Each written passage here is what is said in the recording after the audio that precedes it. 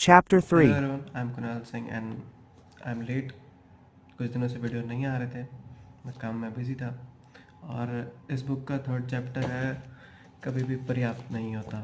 तो इस चैप्टर में ये बताने की कोशिश की गई है कि आपको कब रुकना है, आपके लिए क्या चीज़ कितनी कितनी चीज़ पर्याप्त है। आपको एक कहानी से बताऊंगा। जैसे कि इंडिया के एक आदमी थे, रजत गुप्ता। कोलकाता में उनका जन्म हुआ था और आप समझो कि टीन एज में वो अनाथ हो गए थे। अब आप समझ सकते हो कि उनका बचपन कैसे रहा होगा। लेकिन आपको ये जान के खुशी होगी कि वो अनाथ व्यक्ति आगे चल के 5 कंपनियों के बोर्ड ऑफ डायरेक्टर थे। और 2008 में उनके पास $100 बिलियन रुपए थे। $100 बिलियन, सॉरी, $100 मिलियन। और उसमें से एक कंपनी थी गोल्डमैन करके। तो हुआ ये कि और पैसे कमाने की लालच में, एक्चुअली बात यह है कि गोल्डमैन उस वक्त लॉस में चल रही थी।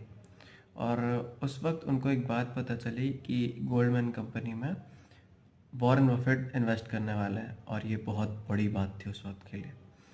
तो उनको जब ये पता चला, क्योंकि वो उस कंपनी के बोर्ड ऑफ डायरेक्टर थे, तो उन्होंने एक मतलब वो होता है ना ब्रोकर टाइप, या फिर कुछ कह सकते हो हैज फंड के कुछ भी।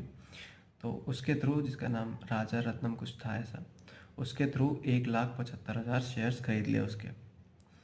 उसके बाद उस ब्रोकर ने कुछ ही देर में $1 मिलियन कमाए, और इन्होंने $17 मिलियन। और जब ये बात बाहर आई तो वो दोनों को जेल गए, दोनों जेल गए।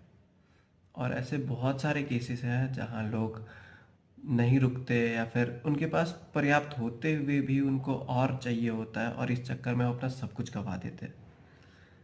बहुत सारी केसेस है इस पे। वॉरेन बफेट ने भी इस पे कहा है कि वो चीज़ें जो आपके पास है, जो ज़रूरी है, उन चीज़ों को उस चीज़ के लिए दांव पे लगाना जो आपके लिए आवश्यक नहीं है, जो आपके लिए इम्पोर्टेंट नहीं है, ये बहुत गलत है।